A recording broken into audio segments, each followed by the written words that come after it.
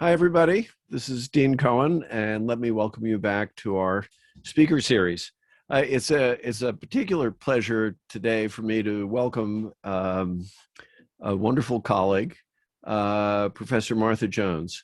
Professor Jones is the Society of Black Alumni Presidential Professor of History. She's also a professor at the Agora Institute. She is an extraordinarily widely published scholar. I'll just mention her most recent book, Vanguard, How Black Women Broke Barriers, Won the Vote, and Insisted on Equality for All. That was published just last year. The immediate occasion for inviting Professor Jones to join us is, of course, the discovery which shook the Johns Hopkins community, that Johns Hopkins himself seems, according to the several census entries, to have owned enslaved persons. And Professor Jones is really the one who's been leading the inquiry into that. We'll talk primarily about that, which of course bears on us here at SAIS as part of the Hopkins community, but we'll also have a somewhat broader conversation about how one deals with hard history, which is a subject that she's been dealing with. So, Professor Jones, Martha, let me welcome you to SAIS.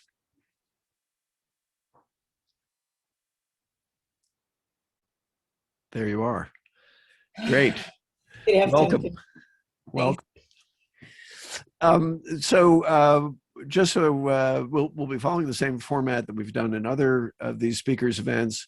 I'll ask people to put questions into the Q&A.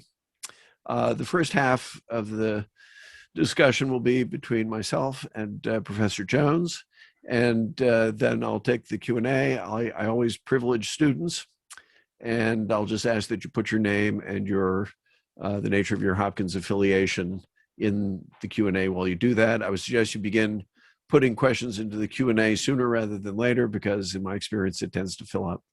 So welcome. I just want to begin a bit with your own personal history. So you actually started out as a lawyer. I did. What happened? Well, I can't be the first lapsed lawyer you've ever encountered, Dean or Eliot. But I was a public interest lawyer in New York. My work centered mostly on disability rights. I spent the last 5 years representing women with HIV and AIDS in New York. In the earliest years of that pandemic.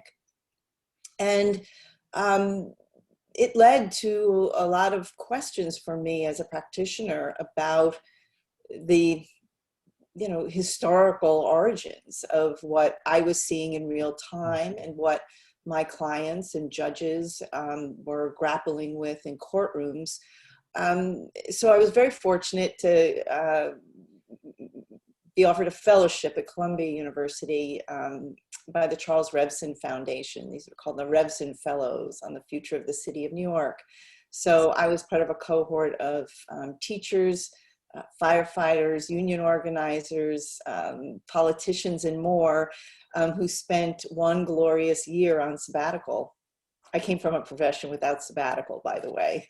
And I worked in the history department with some wonderful faculty members who not only, introduced me to the historical literature, but introduced me to research. And I was hooked, frankly. I've since then been able to find a way to merge, my background in law with my deep commitment to history.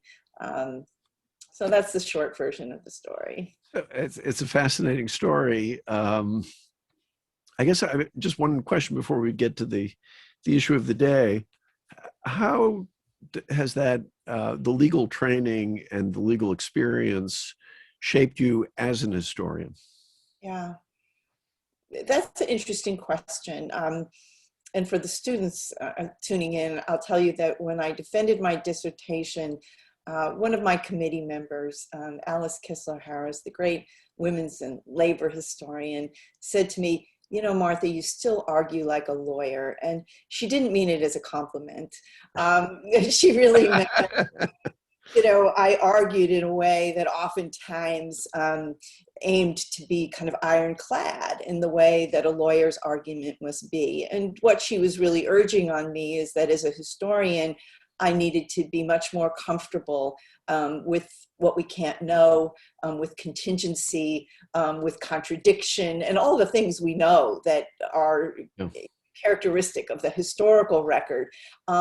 Lawyers practice what we sometimes call law office history, which kind of sets that all to the side and tries to craft a story about the past that is driven by almost inevitability. So I still struggle to be more nuanced as a historian, but I do think that it has permitted me, to speak to broader audiences, because my work as a litigator demanded that I speak, yes, to judges, but to jurors, that sort of art of persuasion across a broad swath of experiences and perspectives, I think is sometimes helpful. And I don't know, get in a room with me and get into a row, and you might regret that I was ever a lawyer. I'll take your word for it. I'm not going to try you out on that one. I will say, as you know, I drifted from political science into what was really my first love, which was history. And as I think about it, particularly at a school like SAIS, that sense of uncertainty, of contingency, accident, it's actually invaluable for understanding international affairs. And I've often told students that it's as much the historical sensibility or the historian sensibility that you're looking for as anything else. So we'll put that on display here, I guess. So let's plunge right in. Can you tell us first, what was the nature of the discovery and how was it made? Sure. With credit to my colleague at Hopkins Retrospective, Alison Seiler, and her one-time colleague at the Maryland State Archives, Dr. Edward Papenfuss, the university learned that there was a curious and inexplicable census return from 1850, specifically a slave schedule from 1850 for Baltimore City that recorded someone named Johns Hopkins as having been the owner of 4 enslaved people. And for anyone familiar with the narrative that we've long sort of lived with respect to Mr. Hopkins and the origins of the university, it was a story about Mr. Hopkins having been a Quaker, an abolitionist, and someone by implication, right, who would not have been directly involved in slaveholding. So this is the beginning of a question, a puzzle, and an important one, which is to say that I think I'm not alone in believing that the stories we tell about ourselves matter, our origins stories matter, not only for understanding where we came from, but understanding how far we've traveled and where we expect to go. So with that curious discovery, we have been on a journey and continue to be on a research journey, both to understand that document, yes, but really to use it as an opportunity for us to think more thoroughgoingly about our relationship to, as we put it in my project, the hard history of enslavement, of segregation, of racism, and more, opens a door for us to big questions. So let me just, what's just to clarify, what's a slave schedule? Thank you. So for backing up, the US Constitution requires that each 10 years the nation take an account of the population. This is primarily for the purposes of apportioning representatives in Congress, right, by population. So this is the three-fifths rule at work then? And yes, that enslaved people are counted by way of a compromise, the three-fifths compromise. Slaveholders would have preferred that enslaved people count as whole people. Yeah. Right? Yeah. Yeah, people sometimes forget that. That was actually what was their preferred reading. The view that enslaved people should not count comes from non-slaveholding states. But indeed, that is the compromise that is embedded in the Constitution. And each year from 1790 forward, each 10 years, I should say, from 1790 forward, the census is conducted for much of its history by federally appointed enumerators who carry early on, very crude, what I think of as hand-done spreadsheets, and ultimately printed return sheets that they complete as they walk from house to house, farm to farm, household to household, taking account. In the year 1850, there was a new regime in place. It's the first time, for example, that rather than recording only the name of the head of the household, the census return records every name of every free individual in the household.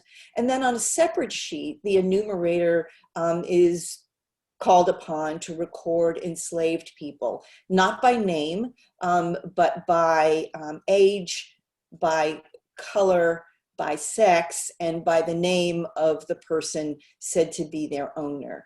So there's a population schedule where we find Mr. Hopkins and the other free people in his household, and then a separate schedule that enumerates enslaved people. And if I'm not mistaken, in August of 1850, the enumerator visits the Hopkins household at least once, if not twice, and records what he learns. And so just to go back to the discovery, somebody's going through these records, they were some other research project of some kind, and they go, whoa, look at this. Is that pretty much how it happened? Or as I understand it, right? It just doesn't comport, right? Yeah. So, okay. So then now there's another, isn't there another census entry? There is. So yes, what is that data point? And that's 1840. So the prior year, we're also able to find Mr. Hopkins's household in 1840. And in that year, it is a household with much less detail than we have for 1850 because the reporting requirements have shifted. But we can find free white people, free Black people, and enslaved people as well in that year. In his house? In his household, yes. So that's interesting. So free Black people as well as enslaved persons. Yeah. And I'm just curious, in 1850, again, also both free Black people and enslaved? No free Black people in 1850. In 1850. Would that have been unusual in 1840? The best study of this comes from historian Stephen Whitman, who has looked sort of writ large at these questions, which is to say Whitman has looked at all of the census returns, has looked at all of the manumission materials. And I think his answer would be no, that there is a great deal that is changeable, in the life cycles of an individual household, which is to say people come and people go, both white people and enslaved people and free Black people by virtue of life changes, by virtue of births and deaths and more. So we would expect there to be variation across time. And that's part of what the census lets us discover, is the way households change across time. At the same time, I think Professor Whitman would say that Maryland and Baltimore in particular is a place in which slavery has importantly diminished as a key economic institution, as a key way of organizing labor. Enslaved labor is not central at all any longer in a city like Baltimore. It is increasingly a city that is dominated by free African Americans rather than enslaved people. And he would say that there are many avenues to freedom in a state like Maryland, which is to say some enslaved people like Frederick Douglass are winning their freedom by escape. Others are purchasing their own freedom. Some of them are being manumitted, and all of that is happening. It is dynamic. It is part of the rhythm of life in a city like Baltimore. Okay, again, let me just remind people to begin putting questions into the Q&A. Do make it a question, and again, your name and your institutional affiliation, if you would. So let's get back to, so just to kind of bracket it on either side, do we have any record for 1830 or for 1860, or is it just these two census returns? So that's important. In my view, and I'm always interested to hear from others who have another view, I don't think we're sure when we look at the 1830 household, which household might be that of Mr. Hopkins. It's to say there are many Hopkinses, there are even more than one Johns Hopkins in a given Oh, really? season. So part of the work is to make sure you've got the right Johns Hopkins. And by 1860, we're, I think, certain that we can find our Mr. Hopkins in the census, and there are no longer enslaved people. Now there are free Black workers in the household.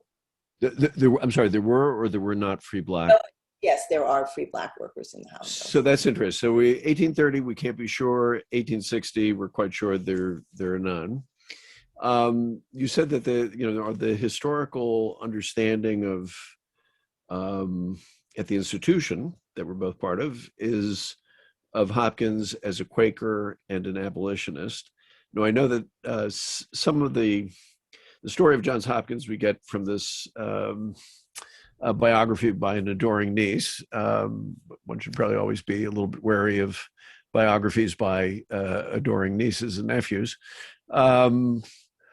But how certain are we that we know that he was a Quaker, and how certain are we that we know that he was an abolitionist? So this is part of the ongoing work. And so fortunately for us, the Quaker archives, and it's important to say Quakers are hardly a monolith. Sure. Antebellum America, but the Quaker Meeting House records from Baltimore and for Maryland are available, and that is a project that Allison Seiler at Hopkins Retrospective has been deeply engaged in. And there's no question that Mr. Hopkins has an uneven and at some moments a fraught relationship to Quaker communities. So he is certainly Quaker by origin, and at some moments in his life, Quaker by practice. But like many, I would say, like many Quakers, he is not living in a way that is strictly bound by the precepts or the tenets or the shared of that community. We know that from the period earlier on when he's, for example, involved with business that includes alcohol. And we have a letter in which he not only laments, but sort of repents for that in a letter to his mother. So we know he was someone, at least on that question, who lived in a way that was inconsistent, right, with Quaker precepts. And perhaps we can learn more about his relationship to Quakers and the slaveholding and perhaps not. Yeah. No, were the Quakers, Quaker precepts very clear cut on the question of slaveholding? No, the answer is that depending on what sect, what meeting house one was affiliated with, that is an important sort of variable in how we understand where one stood on slaveholding. The story we know better is that of Mr. Hopkins's grandfather, Johns Hopkins the Elder, who in the 18th century is a slaveholder who very clearly, the record is very clear, is approached by fellow Quakers, along with other slaveholding Quakers in Maryland, in Anne Arundel County, for example, where he is, and pressured, right, to acquiesce. Really? And he will manumit outright 10 enslaved people, 9 enslaved people in the 18th century. He will retain 20 plus others. And this is the Quaker Compromise, right? So adults are freed, 20 plus children are kept as his property as term slaves. They are deemed free only when they reach adulthood, and they continue to labor for him as bound laborers, with only the promise of future manumission. That is a version of a Quaker vision of manumission in the 18th century. Was that a typical kind of, I think so many of us don't think about halfway houses in terms of slaveholding and attitudes towards abolition. We tend to think it's one thing or the other. I mean, maybe not quite John Brown, but, sort of a Benjamin Franklin approach, which is just heinous. Or, on the other hand, a defense of what Southerners sometimes refer to as the peculiar institution. But it sounds as though you're saying that there were these kind of intermediate positions. Was that common? Sure. And in Maryland, the notion of term slavery is a common one. And the practice is in part develops out of the state's view that enslaved people who are likely to become public charges should not be manumitted, the very elderly and the very young. That's one factor that's keeping people enslaved in the context of seeming manumission. At the same time, term slavery is a scheme by which slaveholders, in essence, compensate themselves for manumission, which is to say, I'm going to manumit you, but I'm going to own your labor for a number of years as a way of, in essence, you buying your own freedom.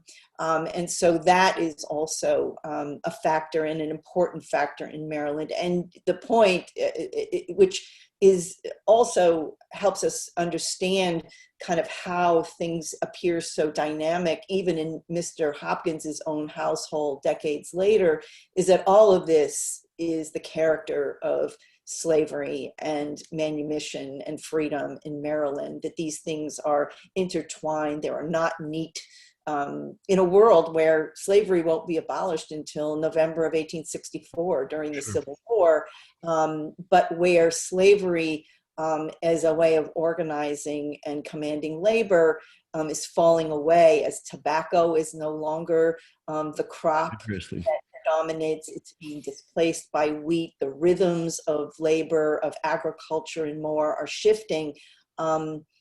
Slavery as that thoroughgoing institution that we associate with the cotton plantation or the plantation is not the order in Maryland at all. That's fascinating. I did not know that. Let me ask you just 2 other questions, because I know I'm monopolizing you, but I could go on for a long time here. One question is, okay, so, the legend at least is he's an abolitionist. What is the evidentiary warrant for that? Or is it just tradition? Abolitionism by the 1830s is a very particular and specific political movement, is a radical political movement that calls for the immediate, unequivocal end to slavery. For a long time deems the Constitution, right, a compact with slaveholders and illegitimate. By the measure of that movement, I don't think we have any evidence that Mr. Hopkins was an abolitionist. In fact, in Maryland, to be an abolitionist, particularly in this antebellum period is a dangerous and deemed seditious, in fact. So one of our challenges is that we know too little about what Mr. Hopkins might have held in his heart or his mind. And many folks will know that we don't have a robust corpus of Mr. Hopkins's personal writings that might permit us to peer inside and know how he felt about those issues. But we don't have any overt signs that he was someone who subscribed to the, Garrisonian or Douglas version of abolitionism as it was understood and as it was practiced in these years. Do we know if he was, say, a Lincoln Republican? Lincoln was not an abolitionist, but he did think yes. slavery had to go in the long run. I mean, do we know? I think that school of thought we would call colonization, and colonization is a wildly popular political position in Maryland. Colonization is subscribed to the view that yes, slavery can end, will end, should end. How long that might take is a big debate among colonizationists, but there is a view that slavery will end.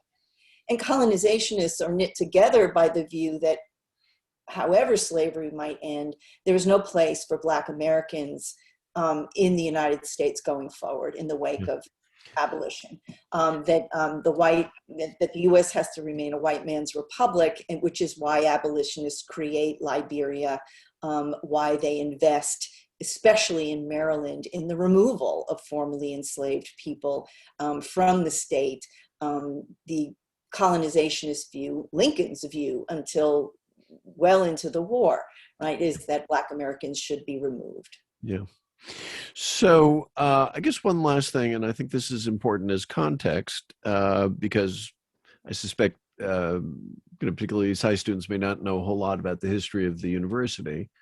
We do know some things about Hopkins after the Civil War, and of course he gives this initial gift, and particularly the hospital, where what does seem to be fairly remarkable is a commitment that the hospital will take care of patients irrespective of creed or race. Can you say anything about that? Was that unusual? Is that no big deal? Or do we have any other evidence about Johns Hopkins' attitudes towards Black Americans? Yeah, and I want to, if I could, just shout out to the students who are at work as we speak in the Hard Histories Laboratory this semester, working on precisely this question. We wanted to really contextualize the Mr. Hopkins's gift and the way he envisioned the hospital. It's another story, I think, about how the trustees do and do not make good on that commitment. But what was Mr. Hopkins envisions a segregated hospital at a moment in which Maryland has managed to avoid the kind of federal scrutiny when it comes to civil rights that the Confederate states have been subject to. Mm-hmm. So Maryland is left much to its own devices as it reorganizes now in the wake of slavery's abolition. And we are looking at the ways in which at this moment, yes, Mr. Hopkins's hospital is segregated. So will be the new public schools that are coming into being.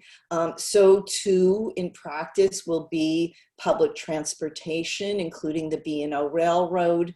And this will be a practice that Baltimoreans know well because, for example, the city's almshouse has been segregated deliberately and purposefully for many decades before we get to the Civil War. So it helps us to appreciate Maryland's unique place in that extraordinary moment of Reconstruction where, frankly, Louisiana in 1868 is a far more integrated place and farther along with respect to the ideal of an interracial democracy than Maryland ever will be in these years. And Maryland was a very tough place at the beginning of the Civil War. Union troops had to fight their way through in order to get to DC. I'm going to ask you one other question before I turn to the Q&A. And again, let me encourage everybody out there to throw questions out there. This, I was going to save this for the end. I'm going to ask you now.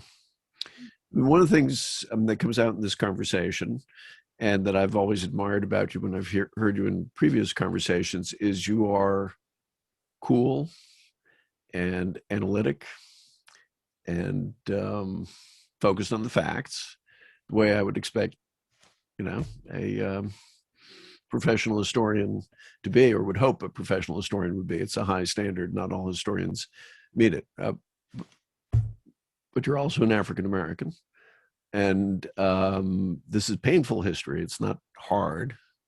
It is hard, but it's also painful. And my wife worked at the Holocaust Museum for 25 years, and we're Jewish, and it's something that touches us personally. And I'm just curious, if I might ask, and don't feel obliged to answer if it's seems inappropriate in any way. How do you balance those things? How do you work through those things? I think there's a great lesson there for our students, if you'd be willing to share it. Yeah, thank you for that. On the one hand, I think it goes back to the first question you asked me. My years as a lawyer in a storefront on the Lower East Side of Manhattan in some very, very painful years, including the early years of an epidemic where the women of color I represented weren't even acknowledged to be people with HIV and AIDS. So it's to say, perhaps it is in part a learned adaptation, right? But I think it is also, I think, a deep commitment. Ultimately, if there's a piece of this story that moves me, right, it is the nearly anonymous enslaved men in 1850 who are seen by a census enumerator and aren't even granted names, right? Making our work difficult in a way, yes, but a reflection, right, of the truncated humanity. And I, for one, think there is a kind of justice, right? So I'm still tugging on that lawyer sensibility that I think the historical record matters. I think the stories that we tell matter. And so this is work that is not easy. And for the students in our seminar, we've been very fortunate to have with us a graduate student, a PhD candidate in history, Mallory Pilat, who has been working with them on the deep kind of ethical and moral questions, right, that this work engenders for all of us. So that is an ongoing part of it. I don't think that you become indifferent or inured, but I think you learn how to do the work, and you learn how to do it in community with other people. Yeah. And so that's part of the lesson, is that we're a team at the lab. It's not me alone. I'm part of a community of folks who are doing the work. Yeah. Okay, well, thank you. I apologize. It was a rather direct question. Okay, let's turn to some of the questions. Mary Langan, why did it take so long to find these census returns? Are there not biographies of Johns Hopkins? Was everyone using the wrong census information? Thank you for that question, Mary. On the one hand, as Dean Cohen alluded to, for a very long time, the university relied upon something I wouldn't quite term a biography, frankly, and more a collection of family memories that was written by a great niece of Johns Hopkins and published in 1929. It's called Johns Hopkins, A Silhouette. It was published by the University Press. And she was indeed an admiring descendant, someone who thought Mr. Hopkins wasn't quite getting his due somehow in the record, and she was going to set it straight. And she published a book that, as best I can tell, no one, or very few people, certainly no one close to the university really, scrutinized. So we took her reminiscences and you might say they suited the university, which is to say they painted the founder in a light that was consistent with our interest in holding him up, lauding him, wearing his name on our sweatshirts, and more. And so we didn't question it for a very long time. So it's to say, Helen Tom was not a historian. She was not someone who worked deliberately through the archives. I'm not even sure that she would have had access to the census materials if she had been curious when she was writing her book. And there is, I think, an important reflection about not only our institution, but many institutions that rest upon, barely scrutinized myths. I'll say, I come from a family, where we tell about 3 stories, and we tell them over and over and over again about ourselves. But since I'm, both a family member and historian, I'm the one who, with a couple of cousins, who scours the archives and says, actually, this doesn't comport. But we hadn't done that as a university family until now. While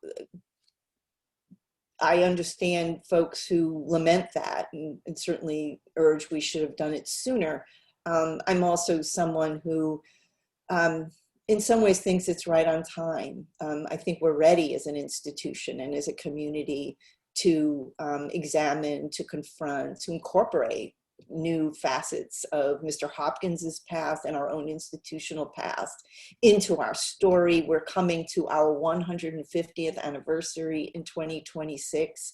And I think we're going to be, if I could say it, I think we're going to be proud of the new kind of story we can tell about ourselves for that anniversary, rather than trotting out, threadbare myths on this point, but on many points. Why, I just have to ask a follow-up.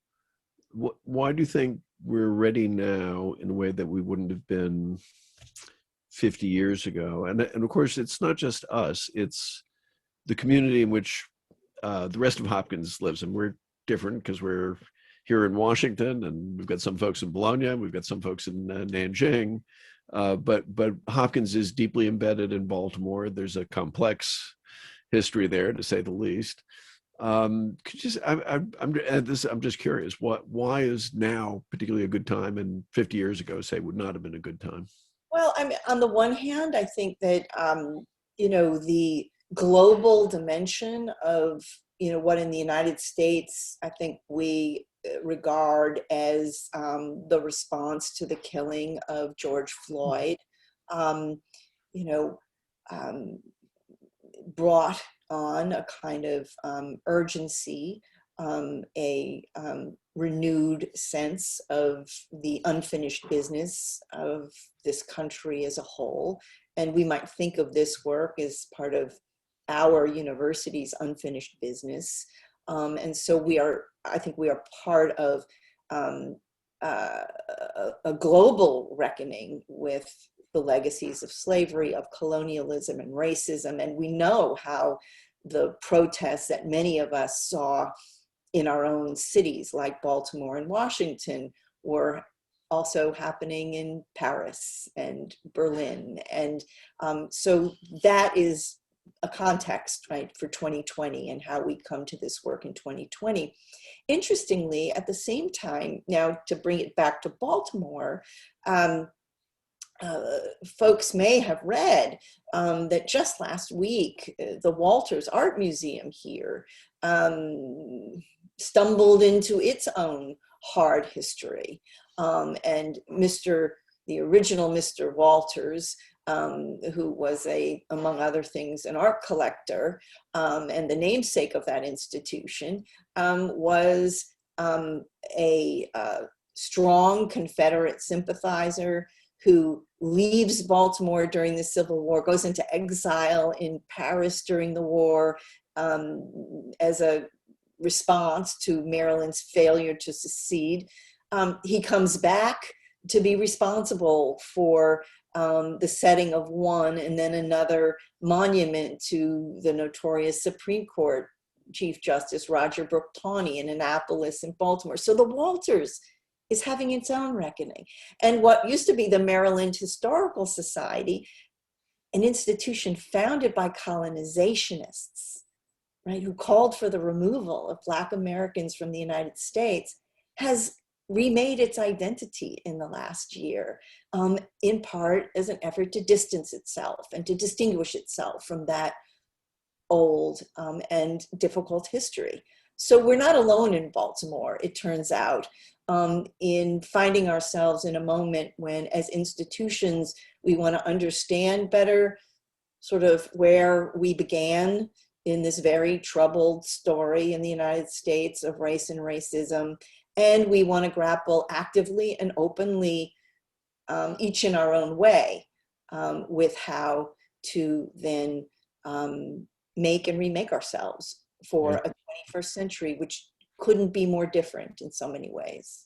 So I'm going to pull that thread a little bit in a moment. One other question I wanted to give Rose Wilson a chance. The question is, do you know how many free Black people were in Hopkins household? You mentioned a bit of that. If you could just talk maybe a little bit, though, in that context of that sort of fluid environment in which the nature of slavery, the extent of slavery was changing in a variety of ways. How did that work? Having both free, although of kind of limited freedom, Black people working alongside enslaved Black people. How did that work? Not awkwardly, which is to say, I think it's a quite ordinary configuration in a city like Baltimore in this period. If we were in Charleston or New Orleans, I think the tensions may have been more pronounced, which is to say, generally speaking, free Black Americans are thought of as not only an irritant, but as inciting enslaved people, either insist on their freedom or to engage in uprisings.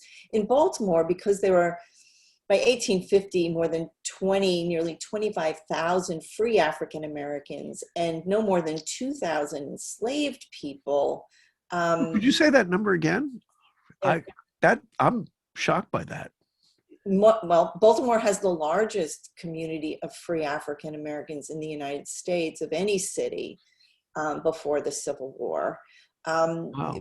So which is to say, free African Americans are, as you say, not living unfettered lives in any sense. There are Black laws that are constraining a great deal of their day-to-day existence, but they are ordinary and permanent members of this community, even if folks are ambivalent and worse about what their standing should be before the law, before the Constitution.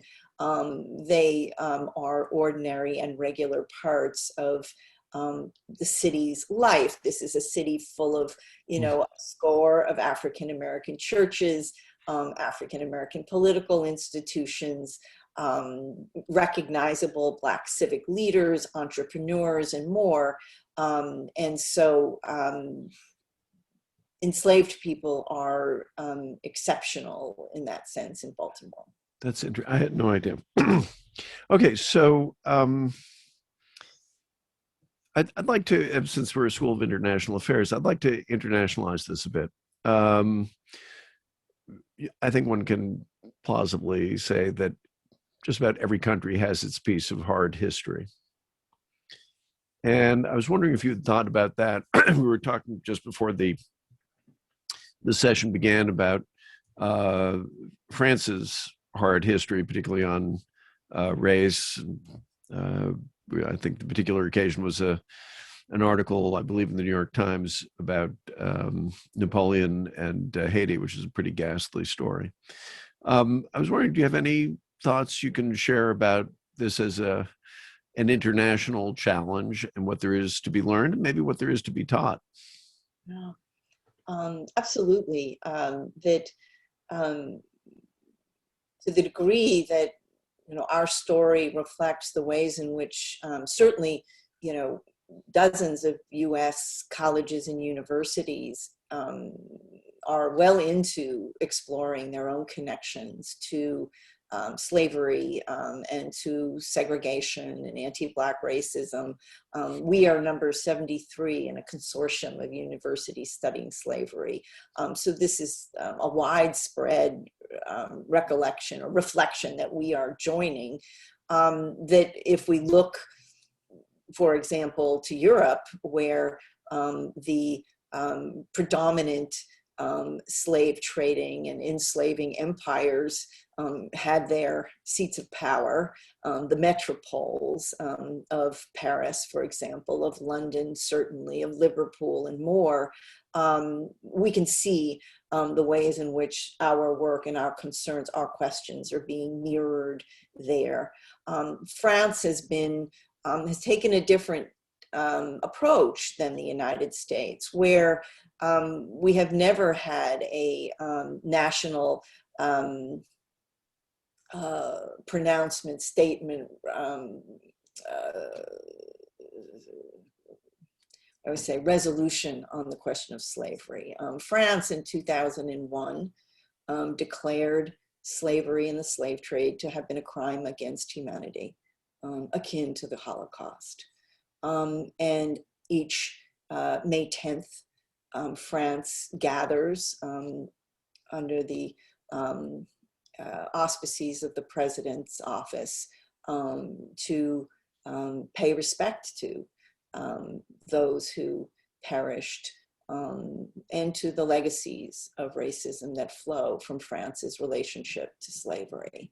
The state of Maryland in 2007 formally expressed regret for the state's role in slavery. And there were other states that did so as well. And so I think we're very much a part of a long, profound, but uneven reckoning with the history of slavery and its legacies in France, that has taken the form now of a foundation that does everything from sponsoring research to it looks like standing up a national museum and more, all in an effort to lead a national consideration and reconciliation. As you know well, our political structure and federalism, if I could use a word like federalism in a conversation like this, but the differences in the ways in which we think about these questions at the state level versus the federal level partly helps us understand how our process is different, but also because so many of our institutions and are private institutions today, right? And so that Johns Hopkins isn't, for better or worse, part of and party to what the state of Maryland did in 2007. We have to come to that in our own time and by our own terms. But you're right to point out that we are part of a global reckoning. I have myself been part of important meetings that include West African scholars, along with scholars of Europe and the United States. There's a reckoning there too. South America, a wonderful configuration of folks who looked at, for example, Senegal and Louisiana, to understand the relationships, the resonances, and the long history that knits those two places together. Our colleague, Dr. Jessica Marie Johnson, has just published a beautiful book on this called Wicked Flesh that helps us map that story out. So there's no question but that the story of slavery and the slave trade in the early modern world is one that knits us together across great expanses of space, in addition to a great expanse of time. And we are engaged in an important, intimate version of a kind of reckoning that is happening in many places. So one last question, after which I'll ask you to say a little bit about the Hard History Project and where that's going. So the question is this. I'm sure there were very large numbers of people in the Hopkins community who were shocked, deeply dismayed by this news, and who then sort of effectively said, well, how am I supposed to be proud of Hopkins? Which, I've got my Hopkins sweatshirt. I've got my Hopkins lapel pin. I've thought I was part of this wonderful institution. Should I just go around loathing the place, or what should I do? Do you have any, and that's, in a way, that's out of the purview of an historian, but but in some ways it is. So I'll throw it at you. I am someone who confessed, if I could put it that way, on the pages of the Washington Post. Yes, that I remember. Wearing my sweatshirt. But I was not retiring from the university. And that's important to say, because I'm someone who believes that while it is necessary, we are obliged, right, to understand and to confront this hard history.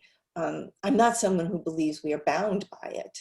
And that is already evident all around us, I think, at this institution. But it is also true that we understand we have a ways to go. And that means that the work I do is in some ways intended to set a different table for who we are to become in the 21st century.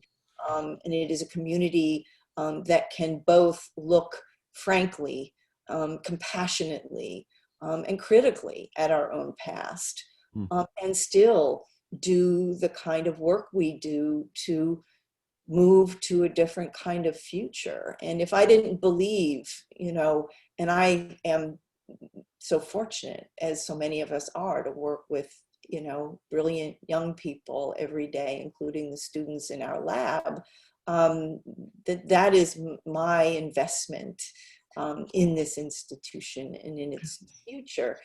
We will have lots of debates, and we won't agree about every facet of this history and how to think about that, but I welcome that. I think that better that than getting to a 150th anniversary moment and trotting out threadbare myths about who we are. Better we disagree and have robust debate than to hide, I think, from the kind of histories we're trying to produce. Well, veritas vos liberabit, that is the motto, isn't it? Yeah. Could you just say a few things about the Hard History Project, and then I'll thank you and we'll wrap this up. I've been alluding to our wonderful students who are this semester and for many semesters going forward going to be in the laboratory, examining the historical record, asking the hard questions, and then ferreting out the kind of evidence that will permit us as a community to answer better questions about our past. So that is one anchor for what we're doing at the Hard Histories Project. We've just launched a public book discussion series, recognizing that not everyone in our community has the time, the luxury, even the invitation to take a history seminar and read the literature that undergirds a great deal of our conclusions. And so our book series, which launched just this past Monday with Dr. Jessica Millward, who's written a beautiful book about an enslaved woman in Annapolis named Charity Folks, and has done just extraordinary work to recover her history and the meaning of her life. She launched us, and that's available on our website as a recording. And on the 29th, we'll have Professor Will Thomas from the University of Nebraska at Lincoln, who's also written an extraordinary book about slavery and slaveholding in Maryland, in particular by the Jesuit order, and discovers not only very complicated stories about how enslaved people get free in a place like Maryland long before abolition, but also discovers his own family in that archive. It's a really remarkable story. So we hope folks will come out, join us, and be part of those conversations. So thank you. Well, listen, I can't thank you enough. It's a conversation that's disturbing, fascinating, and makes me proud to have a colleague like you. Thank you. Thank you so much, Dean. I appreciate it. We'll see you. Bye.